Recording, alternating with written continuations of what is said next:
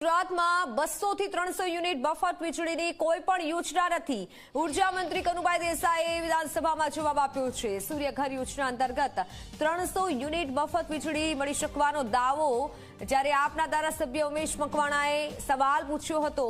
વીજળી મફત આપવાની યોજના અંગે સવાલ પૂછાયો હતો અને તેના જવાબમાં ઉર્જા મંત્રીએ જવાબ આપ્યો છે કે હાલ જે યુનિટ એટલે કે સૂર્યઘર યોજના અંતર્ગત 300 યુનિટ જ મફત વીજળી મળી શકશે. સંવાદદાતા હિતલ જોડાયેલા છે. ત્યારે હિતલ, જે મફત વીજળીની વાત થઈ રહી છે તે વિશે વધુ જાણકારી, કારણ કે તેના જવાબમાં કનુભાઈ દેસાઈએ પણ જવાબ આપ્યો છે.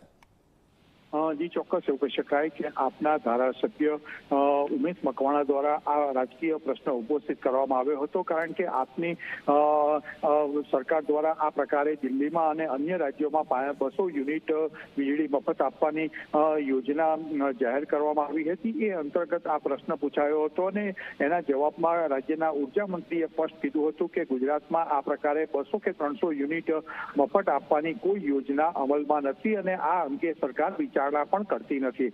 જોકે રાજ્યના ઉર્જા મંત્રી કનુભાઈ દેસાઈ દ્વારા સ્પષ્ટ રીતે કરવામાં આવ્યું હતું કે પ્રધાનમંત્રી સૂર્યોદય યોજના છે, એ યોજના અંતર્ગત વીજળી ઉત્પાદન કરવામાં આવે તો 300 યુનિટ સુધી વીજળી મફત મળી શકે છે, એ પ્રકારનો તેઓએ દાવો કર્યો હતો. એટલે આખો રાજકીય પ્રશ્ન પૂછાયો હતો અને તેનો રાજકીય જવાબ આપીને કનુભાઈએ સ્પષ્ટ કીધું હતું કે મફત આપવાની જે યોજનાઓ હોય છે એ ગુજરાતમાં અમલ કરવાની સરકારની કોઈ તૈયારી નથી. જી બિલકુલ હિતલ, આભાર માહિતી બદલ.